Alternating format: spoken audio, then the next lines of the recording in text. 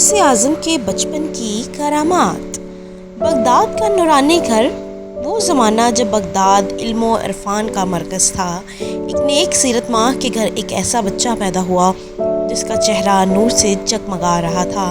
یہ بچہ کوئی عام بچہ نہ تھا بلکہ وہ تھے حضرت شیخ عبد القادر جیلانی رحمۃ اللہ علیہ، جنہیں دنیا آج غوث اعظم کے نام سے یاد کرتی ہے۔ ان کی والدہ نہایت پرہیزگار اور دیندار خاتون تھیں۔ وہ جانتی تھیں کہ یہ بچہ اللہ کا خاص بندہ ہے، رمضان کا پہلا کمال۔ بچپن ہی میں ایک دن ان کی والدہ حیران رہ گئیں۔ یہ رمضان المبارک کا مہینہ تھا۔ ماں نے انہیں دودھ پلانے کی کوشش کی مگر بچہ دودھ پینے سے انکار کر دیتا۔ دن کے وقت وہ لب تک گیلا نہ کرتے اور جیسے ہی افطار کا وقت آتا تو دودھ پینے لگ جاتے۔ یہ دیکھ کر اہل خاندان حیران رہ گئے اور سب نے کہا یہ بچہ تو پیدائش سے ہی روزہ دار ہے۔ یہ غوث اعظم کی پہلی کرامات تھی جس نے سب کو ورطائے حیرت میں ڈال دیا۔ علم کی طلب۔ جب وہ ذرا بڑے ہوئے تو پڑھائی کا شوق اتنا بڑھ گیا کہ گھنٹوں کتابوں میں ڈوبتے رہتے۔ بچپن کی دوست کھیلنے کے لیے ہلاتے مگر آپ فرماتے میرا کھیل علم حاصل کرنا ہے، میرا شوق قرآن و حدیث ہے۔ ایک دن ماں نے پوچھا بیٹا تمہیں اتنی محنت سے تھکن نہیں ہوتی؟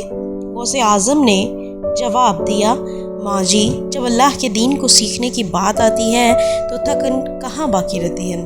ماں کی نصیحت اور سچائی کا امتحان۔ جب آپ بڑے ہوئے تو علم حاصل کرنے کے لیے بغداد روانہ ہونے لگے۔ ماں نے 40 دینار سی کر کپڑوں میں ڈال دیے اور نصیحت کی کہ بیٹا ہمیشہ سچ بولنا، چاہے کوئی کتنا بڑا نقصان ہی کیوں نہ ہو۔ سفر کے دوران ڈاکوؤں کا ایک گروہ قافلے پر حملہ کرتا تھا، سب کا مال چھین لیتے، لیکن ایک ڈاکو نے آپ سے پوچھا تیرے پاس کیا ہے؟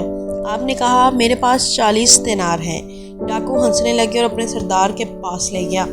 جب ڈاکو سردار سے سنا کہ ایک بچہ اتنی سچائی سے اپنا مال بتا رہا ہے، آپ نے کہا میرے پاس 40 دینار ہیں۔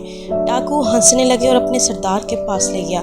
جب ڈاکو سردار نے سنا کہ ایک بچہ اتنی سچائی سے اپنا مال بتا رہا ہے تو رونے لگا اور کہنے لگا میں نے ساری زندگی جھوٹ اور ڈاکہ ڈالی میں گزار دی، یہ بچہ تو ہمیں راستہ دکھا رہا ہے۔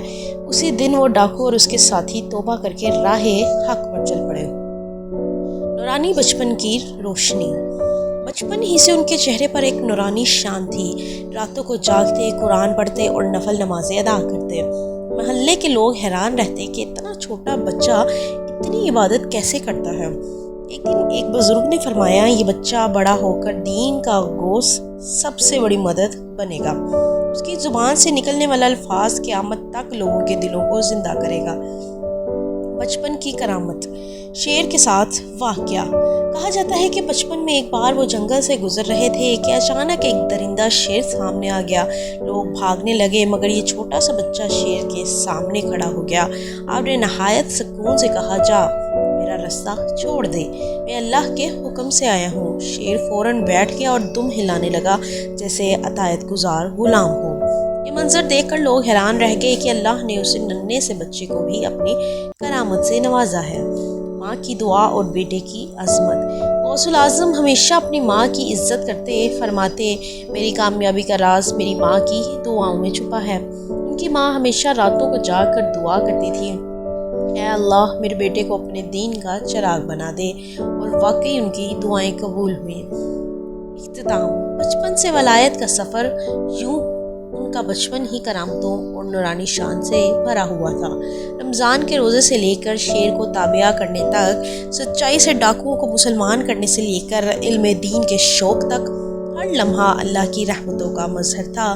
وقت گزرتا گیا اور وہ بڑے ہو کر غوث اعظم شیخ عبد القادر جیلانی کہلائے، جن کی کرامات اور علم آج بھی دنیا کو روشنی دے رہا ہے۔